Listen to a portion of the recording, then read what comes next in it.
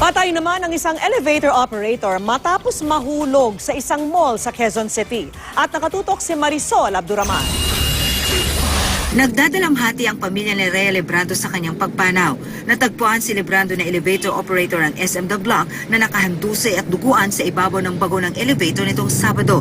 Dinala pa siya sa ospital pero idineklara siyang dead on arrival. Ang matalik niyang kaibigan, hindi pa rin makapaniwala sa nangyari. Kailan lang daw sila nagkausap ng masayahin niyang kaibigan pero patay na raw ito nang makita sa ospital. Nashock po ko. Siyempre po, napaluha na lang po ako sa nangyari sa kanya. Kasi hindi ko po maano yung mukha niya. Parang masakit po sa akin yung mukha niya. Ba't ganun? Sa inisyal na investigasyon ng Criminal Investigation and Detection Unit ng QCPD o Quezon City Police District, nasa ikalimang palapag si Lebrando pasado alas 7 ng umaga. Binuksan daw nito ang elevator gamit ang emergency key pero wala raw sa naturang palapag ang bagon kundi nasa ground floor pa lang.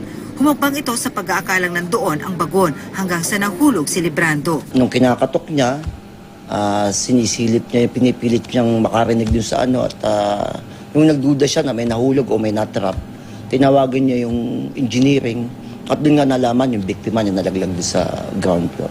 Pa-duty pa lamang daw noon ang nasabing operator ng elevator. Kaya palaisipan sa mga pulis kung bakit sa 5th floor siya nagbukas ng elevator sa halip na sa ground floor. Nakakapagtaka na bakit sa 5th floor siya nanggaling at binuksan niya yung emergency door doon na ikinahulog niya. Natagpuan si Lebrando sa ibabaw ng bagon.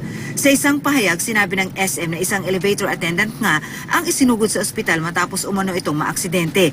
Nangyari raw ang insidente bago ang mall hours at hindi pa raw gumagana noon ang elevator. Iniimbestigahan na raw ng mall security at pulisya ang nangyari.